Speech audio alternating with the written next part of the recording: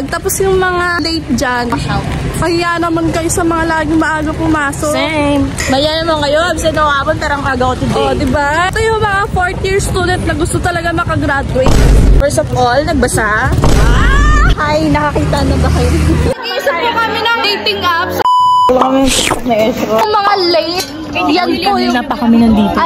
Guys, today is our vlog number 6. Guys, may assignment ako ni Sheila. Assignment ko kahapon ay mag-install sila ng Bumble. Meron siya.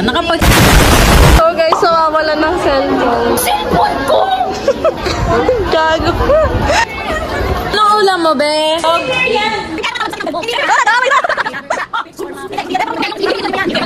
IFY, yun yung derivational mo. Okay guys, this is us after our 3 subjects.